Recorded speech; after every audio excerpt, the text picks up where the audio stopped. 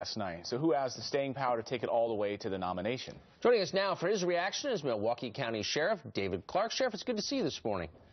So, thanks, guys. What do you make of the results last night? Well, I think this thing is shaping up into a two-horse race. This is my opinion of it. I think that both Senator Rubio and Governor Kasich have some soul-searching to do about their realistic chance of getting across the finish line. You spoke at CPAC, of course, this weekend. Donald Trump did not show up to that. What was the mood like in the room there about Donald Trump? Well, there wasn't a lot of Donald Trump talk going on, but the conservatives that attended the conference they're energized. They're highly energized, highly motivated. Several of the candidates did come in, including Governor Kasich, Senator Rubio, and Senator Cruz. All three were well received, and it was polite. But I'll tell you what, they want a hardcore conservative candidate, and you know we can get into arguments about whether Trump is or Trump isn't. I'm not going to worry about that. But the one thing I think Trump adds to this is he's created disruption. And if you're going to upset the status quo, which has to be done in Washington, D.C., and this is not an endorsement for Trump, by the way, but Donald Trump has brought disruption to this process. And I'll tell you what, it's caused all the other candidates to have to change their strategy because they were prepared for this status quo type nominating process with their talking points and all their scripts and all their poll tests, stump speeches, and you know that's not working right now. Well, I mean, I think they're still trying, and so you're hearing, Sheriff, this idea that someone who got less than the most votes could somehow be the nominee in what they're saying would be a brokered convention. Here's Ted Cruz's reaction to that idea. In my view, a brokered convention ain't going to happen. And if the Washington deal makers tried to steal the nomination from the people, I think it would be a disaster. It would cause a revolt. So doesn't the guy with the most votes have to be the nominee? Well, you know, this is politics, and it's not a linear process. I agree with Senator Cruz, though, but I would say this as well. I think we've already seen a revolt on the GOP side and within the RNC.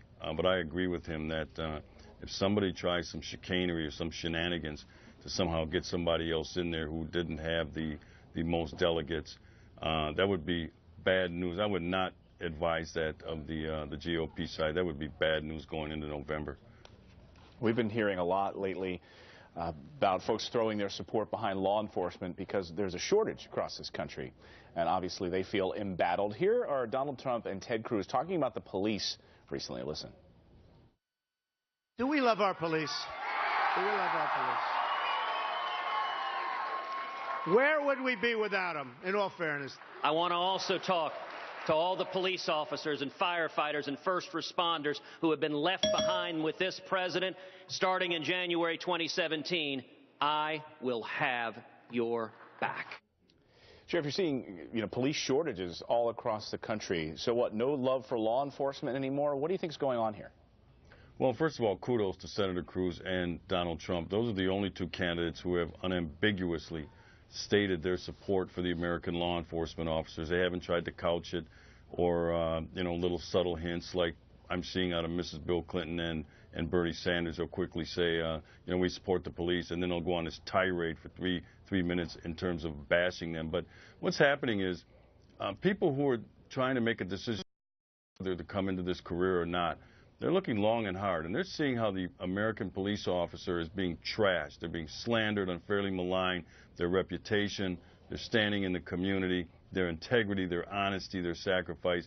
And you know what? When you take a look at that with what's going on, this is no surprise to me. We predicted this some time ago. There's a lag time, and we'll see as time goes on. But if this continues, it's going to be very hard to get the best of the best to come in and perform these duties, because we ask a lot of the American police officer, potentially lose your life. And now with the politics going on, the bashing from, more so, I'm not concerned about the community support. That's there.